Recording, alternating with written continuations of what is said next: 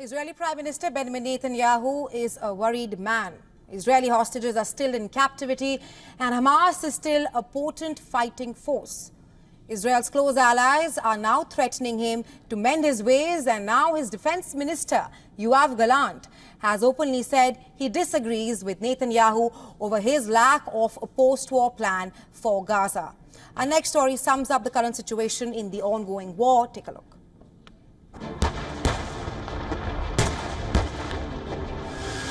Israel's tanks are pushing into the heart of Jabalia in northern Gaza. Its jets are pounding from the skies. But the offensive isn't proceeding as swiftly as Israel planned. Hamas is fiercely fighting back, hiding inside the destroyed buildings and alleys. The Hamas attacks with anti-tank rockets and mortar bombs are catching the Israeli troops by surprise. In the heat of the battle, Israeli forces shelled a building, mistakenly identifying and killing its own paratroopers inside. But beyond the battlefield, the Israeli government is finding itself split right down in the middle. I will not agree to the establishment of Israeli military rule in Gaza. Israel cannot establish civilian rule in Gaza. Until it is clear that Hamas does not control Gaza militarily, nobody will be prepared to take upon himself the civil management of Gaza out of fear for their lives. Gallant's very public and most vocal dissent predictably drew Netanyahu's ire. Without naming Gallant, he said the retired admiral is making excuses for not destroying Hamas in the 8-month-long conflict. So what is Israel's post-war plans for Gaza? Netanyahu is under fire from critics at home and allies abroad. The US is calling for a plan for the governance, security and rebuilding of Gaza. Israel's fierce response has obliterated entire neighborhoods in Gaza and forced 80% of population to flee their homes. The displacement renews painful memories of mass expulsion from what is now Israel in the war surrounding the country's creation in 1948. And for more on this, we're now being joined by Jonathan S. Tobin, Editor-in-Chief of Jewish News Syndicate. He's joining us live from New York. Thank you so much for being here with us today, Mr. Tobin. I want to first start by asking you that the Israeli Defense Minister, Yoav Gallant, has voiced open frustration at the government's failure to address questions of a post-war plan for Gaza.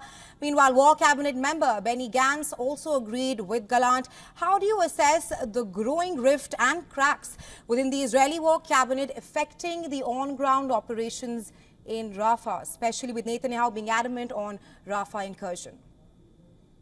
Well, I think we should separate the political maneuverings from the military imperatives. Gallant and Gantz are eager to undermine Netanyahu politically, but in the end, they still support an operation in Rafah. Gallant says he doesn't, he wants a post-war plan, but there can be no post-war plan until the war is over. So I don't think, I think this is, much of the international press is always eager to seize on anything. Oh, Netanyahu is falling. He isn't. He still has the support of the majority of his coalition. There aren't going to be new elections because that coalition isn't going to vote itself out of office.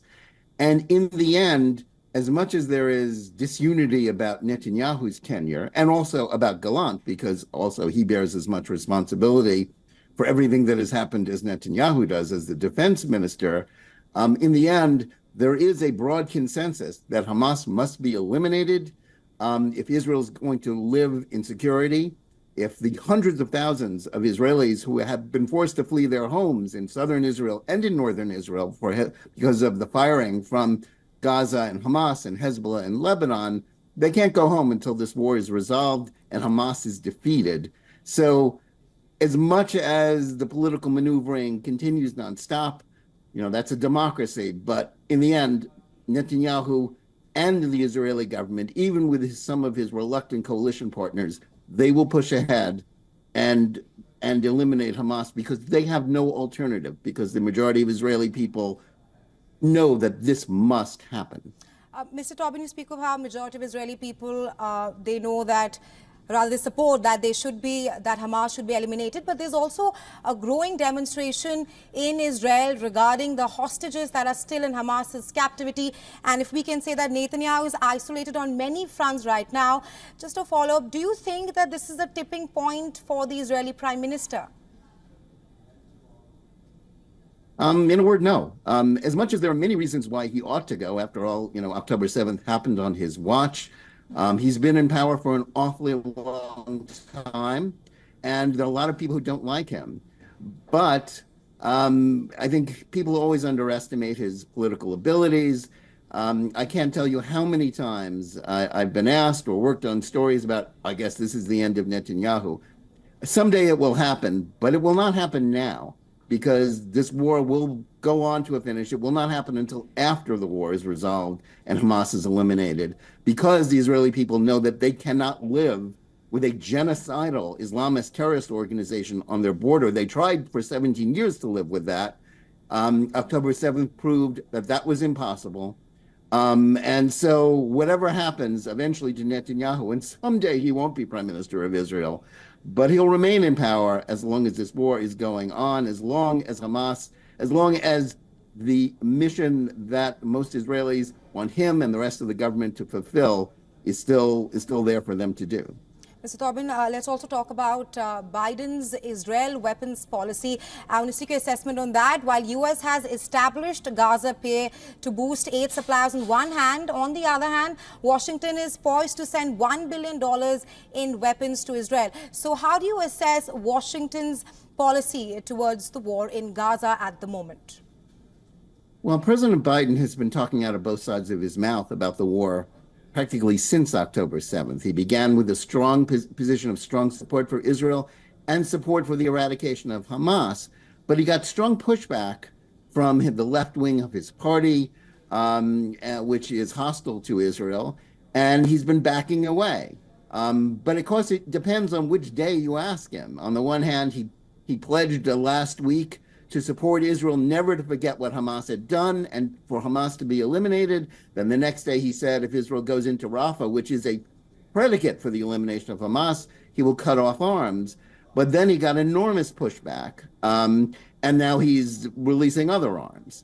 The political equation, which I think is sometimes misunderstood by people who are hostile to Israel, is that as much as Israel may be unpopular elsewhere in the world, the overwhelming majority of Americans, every poll shows, support Israel, are against Hamas.